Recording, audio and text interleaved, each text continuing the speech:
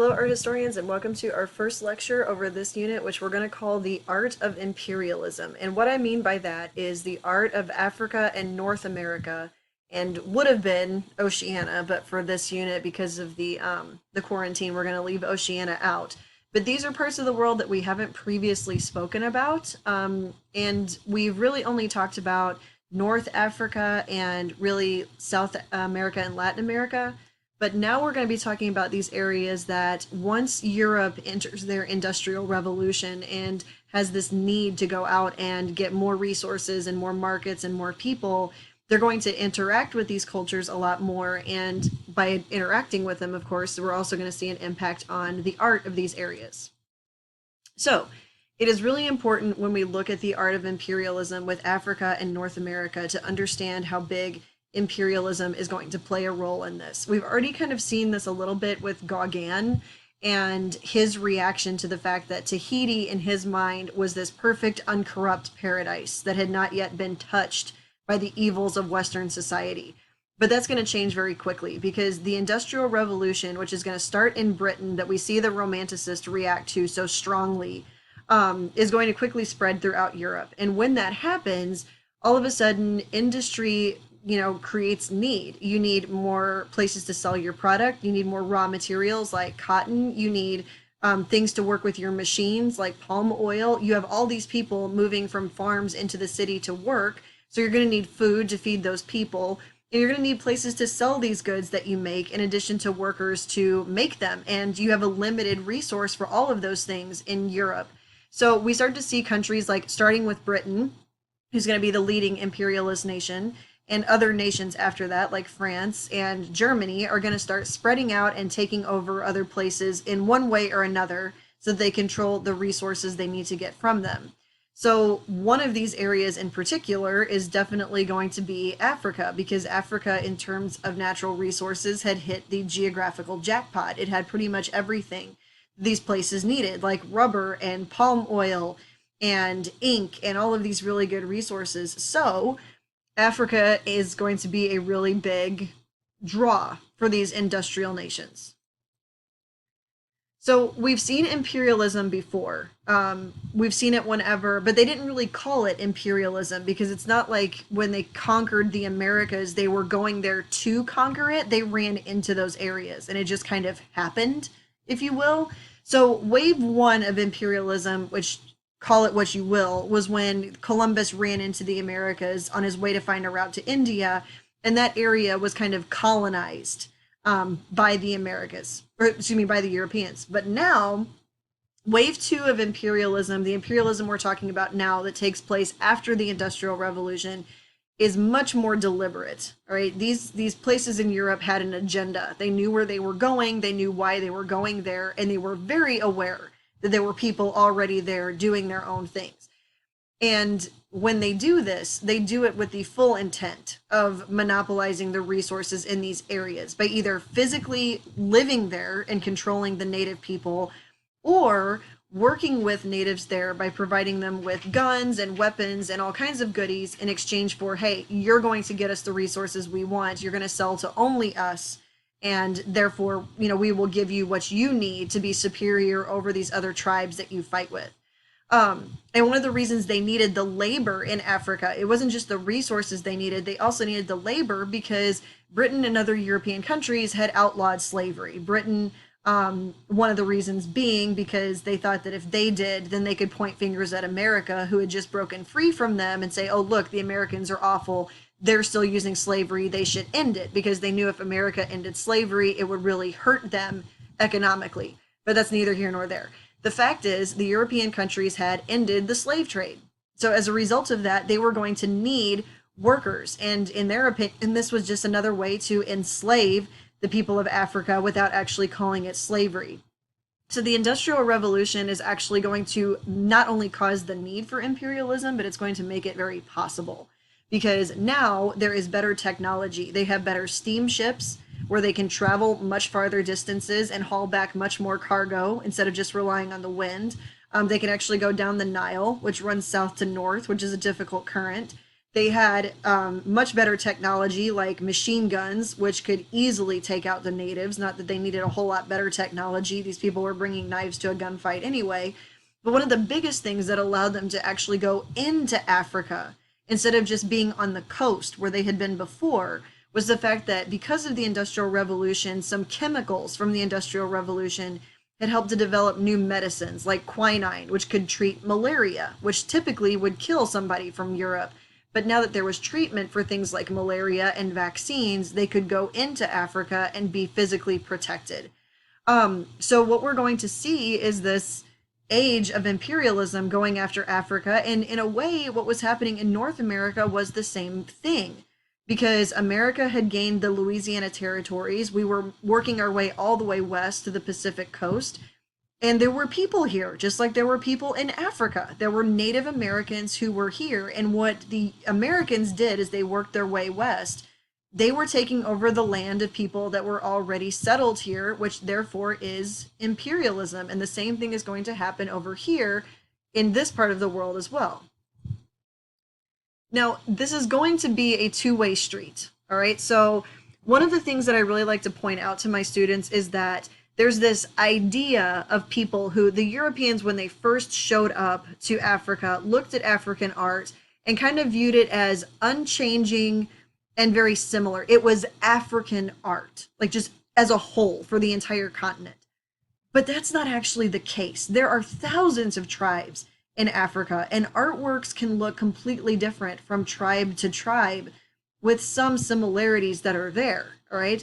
And what's also a myth is the fact that they viewed that traditional African art, which is how they put it into museums. It was traditional African art, which was art before the white people showed up, was very static, that it didn't really change much, and that it was just kind of the same traditions over and over again. But that is really not true. Africans were very open to the influences of other cultures before the white people showed up. It was just once the white people did show up from Europe and tried to start pushing their culture on the Africans, that's when the Africans really held on to their cultural traditions, is because they were trying to maintain what they had before the Europeans. Now, what's really ironic, European artists who considered themselves the fine artists of painting and sculpture actually did start to see, it was the artists of Europe that started to see the art of Africa as a fine art instead of just like curiosities or archaeological things. They started to see these as they were fine arts.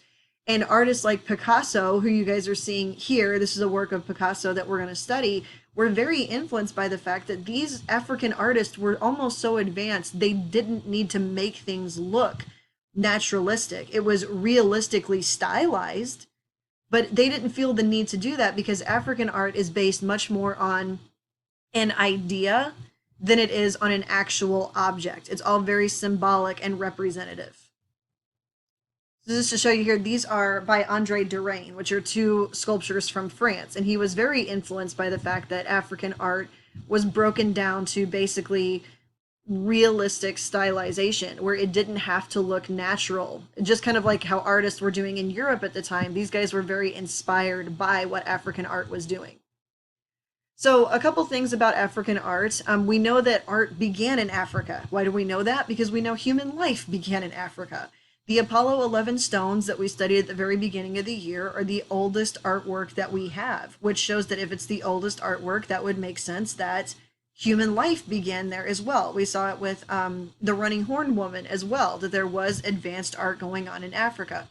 Another really important thing to remember about Africa is it is a huge continent with many, many, many, many, many different tribes. All right, so you can't just look at a work of art and go, all African art is African art. No, it's not. There are going to be differences between tribal things based on what they value and what they hold. Now, there are some similarities in Africa.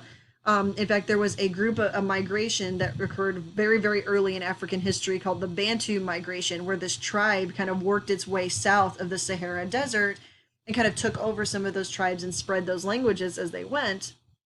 But so there are a lot of languages in Africa that are Bantu based, But really, I mean, there is still a lot of differences between them. Just because they may speak the same language doesn't mean they hold the same values.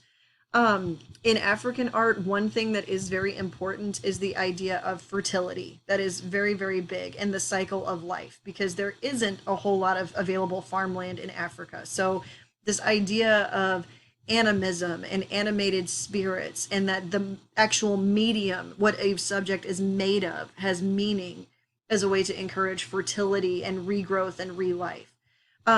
In this culture, kings usually do rule by divine right, like kind of like a gift from the gods, but there's also a very big element of choice of the people and leadership that is there. Also, history in Africa is based on oral tradition. A lot of their history and their stories are not written down, they're passed on through telling of stories and performances. So, a lot of pieces that we're going to talk about with Africa are part of performances to tell stories that everybody understands, because words can change over time. All right, it's kind of like playing a game of telephone. Like the story can change, but the spirit can stay the same. All right, so like the spirit of the dance, the spirit of the work of art, those things can maintain. So, what we're going to see happen with African art when the Europeans show up, we're not going to see a lot of African architecture, right? And that is really just because there's not a lot of materials available in Africa because of the heat that are good to survive. All right, what they really had available was like wood and mud. And so there's not really a ton of large scale architectural buildings. All right. So, since in Europe, how do you show off as a king that you're powerful? We've seen this with Versailles. We've seen it with, the Palace of Westminster, which is Parliament. Like you could use a big building, the pyramids, the ziggurats, to show your status. That's not going to be the case in Africa. So we're going to see a lot of smaller objects, right? And power could be shown by possessing an object of art or displaying it or wearing it. So instead of having these huge palaces in Africa, it's more if you could get a work of art made for you. So like certain things could only be made for kings, and that was a status symbol. Or if you owned a particular work of art, all right?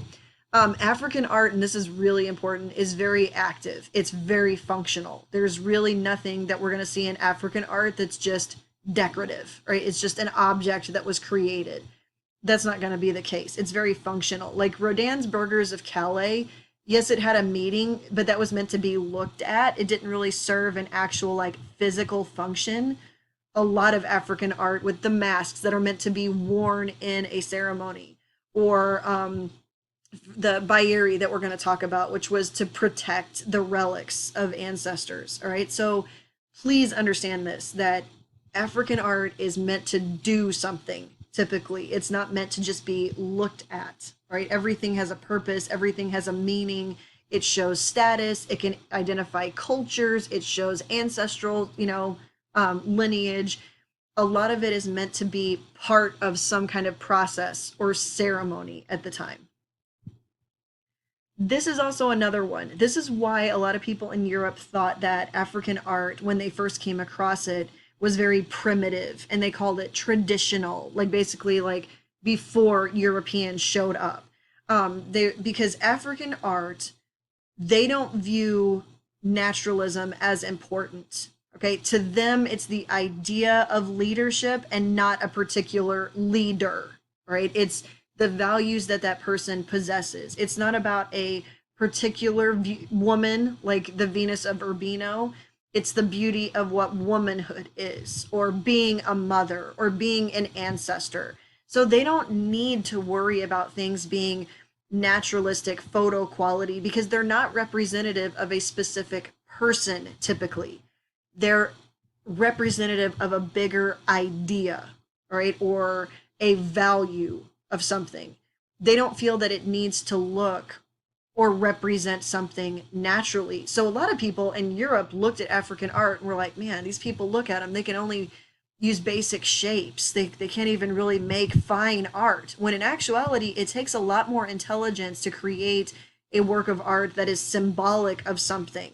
It's just that the Europeans didn't get it because it wasn't part of their culture. But anybody within that culture could look at that and realize that, oh, that mask isn't about that person. It's about the ideas and the values and the qualities that we find important that that person represented or should represent. All right. So, what a lot of African artists that are modern African artists have done is they have taken those traditional art forms, or what people think are traditional, art forms, and use that to kind of change the perspective of Africa and its history, to kind of tell the story of Africa in a way that isn't just about their involvement in the slave trade or their involvement in, the scramble for Africa. So there were a lot of misconceptions that people had about Africa. They thought that Africa was far behind any of the other advanced civilizations in Europe because of the artwork that they collected from these places in Africa seemed to solidify that. They're like, oh look, they're so far behind. They're still using things in abstract forms. They're nothing compared to us in terms of art. And with this idea of Darwinism, this idea held by the Europeans that their conquering of Africa was just natural selection, and this, it made it okay for them to do that because they were the ones who had advanced and the Africans had not. Therefore, survival of the fittest, the Europeans are going to take them over, and they would hold up their art as a way to go, see, these are really simple people.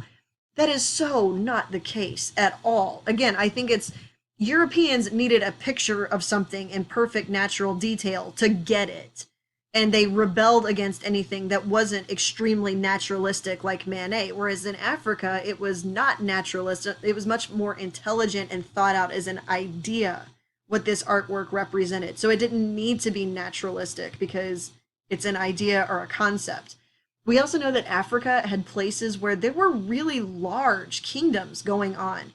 Granted, some of them had become very powerful because of the slave trade, but there were areas in Ghana and Mali and Songhai that had become extremely wealthy because of trade with the Islamic world that we talked about earlier this semester. So again, I've already talked about these other two misconceptions that people in Europe had about African art, and they held up, they would take these works of art that we're about to look at and hold them up and go, see, they're really not that advanced, but actually they were probably more advanced than the people in Europe were at the time.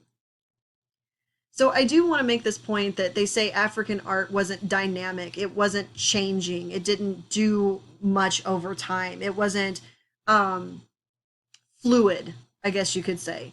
So before, what used to happen, and I know museums around here have been guilty of this too, when museum curators, so the people who would design like the exhibits in museums, would get African art, they used to separate it and they would put it in one area that was traditional or pre-colonial, where they would be like, look, this is before the Europeans got there, and then this is the after. And I'm sorry to say, but I've been to museums where this is still the case, all right, where they basically take traditional African art as they see it and separate it out as almost like this before it was conquered by the Europeans. All right. And typically they would do a really bad job of grouping it incorrectly. They would put artworks of different tribes together that don't like each other, that fought, but that just happened to be, near each other because of the way, Europeans drew the borders. They don't really like. So this has been this something that artists today are trying to rectify. So artists of, cultural heritage who are African are trying to work on this, where museums didn't really focus as much on modern African art that would kind of use their art as a way to change the image of Africa and also to show the ugly side of what happened to them, but also the contributions that African people brought to the world, not just through slavery. So African art, it's almost like an in your face. No, we have changed our art. We're just changing it now to kind of change the story a little bit, to not show the primitive people before, but to show how advanced we were and how advanced we are. And one of my favorite artists to do this today is Yinka Shonibare. And he's not going to be covered this semester, which breaks my heart because he's in Global Contemporary. But Yinka Shonibare is one of my favorite artists that I've actually gotten to see some of his work, and it's absolutely incredible. And if you look right here, this is a rendering of what is going to be put outside of near Trump Tower, This is a wind sculpture. So if you can see it, it looks like a sculpture floating in the wind, made out of fabrics that people would say are African. I'm gonna go back to this one here, and you can see this one too. This is another one that he did, his wind sculpture series. All right. So Yinka Shonibare is a British Nigerian artist. So he's got Nigerian blood, and he's also raised in Britain. All right. So these fabrics that you are seeing right here, a lot of people actually thought were African. Right. So here's the story. All right. The Dutch actually saw these fabrics in Indonesia that were being made because the Dutch had taken over Indonesia, and it was a wax making like a wax fabric where you would take wax and put it on these, you know, pieces of cloth, and then you would dye it, and by using the wax you could create these beautiful patterns on the fabrics. Well, the Dutch loved that the Indonesians were making these, so the Dutch actually tried making them themselves. Okay. And they did a terrible job. They tried to sell them into Indonesia for cheaper than what the Indonesians were selling them themselves. But the Indonesians were like, that's crap. We don't want it. Go sell it somewhere else. So the Dutch actually went and sold it in Africa, went and sold these prints in Africa. Then they went back because they became so popular in Africa because they were being sold and forced on the people of Africa. They went back to Europe and started selling these as authentic African prints. They're not African. They're not even Indonesian, except that it's in the style of Indonesia. They're made by the Dutch. So it is entirely a lie. And basically, the Dutch manufactured this image of what African art was. And it's a complete lie in terms of it. So what Yinka Shonibare likes to do is, okay, fine, you associate these prints with Africa, that's okay, because you think that that's who we are and that's our patterns, and that's fine. So he actually uses that to show in these wind series that he's put together the impact that African immigrants have had on places like New York. All right. And the way that you think Africans have made an impact is a lie from the past, right? It's looking at now that is a difference. And this is actually really cool because it's at the National Museum of African Art, which inside has a bunch of like the traditional African art. And Yinka Shonibare put his sculpture, because he's an African artist, on the outside, which is kind of like a change from this. Like he's using African art to comment on the history of African art and what has actually happened to them. This was a piece that's on the 250, but it's not going to be included now, and it's called The Swing After Fragonard by Yinka Shonibare. And you can see here that he's got her shoe flying off, which is suspended in wire, and she's swinging, but you notice she has her head cut off, all right? So this is kind of a reference to the upper class in France who were swinging and having really such a good time, but it was a lie, right? It was actually a lie. The revolution wasn't really, and so then she gets her head cut off because she's the upper class. But that was all a lie because the revolution didn't really actually help the lower class, all right? And it looks like everything is good in France, and, you know, we were swinging along and everything's good, Rococo. But it's a lie because underneath people are starving and people are suffering. But you'll notice she's wearing those Dutch wax fabrics. And he does that as a way to kind of be like, okay, the French Revolution or the Rococo period, that was a lie because underneath people are suffering. And these fabrics, which look like they're for, you know, the upper class is wearing them in Europe, that wasn't the case. These actually were pushed on the people of Africa. Okay, so historians have kind of broken apart African art into time frames. So there's ancient African art, which would be kind of whenever they were interacting with the Islamic world. Then there's the medieval period, which we can't really call a dark age. Like Europe was just trying to put their time frames on everybody else. But this really just what was Africa doing at the same time Europe was in the dark ages, which is crazy because Africa was actually doing quite well. Then there's pre-colonial, so it's before the white people showed up. So basically, once Europe was thriving during the 1400s, basically from like 1400s to the 1800s, and then there's colonial Africa. But what is going to be ironic about it, and I have to say this again, is that before the Europeans showed up in the age of imperialism, Africa was actually doing quite well and was very open to influences from other cultures. And we're going to see this very, very clearly. Especially the Islamic world. A lot of these places in West Africa became Islamic. They used Islamic architecture. They adopted Islamic learning. It wasn't really until the Europeans came in and started forcing the issue that Africans started holding on so tightly to their cultural past.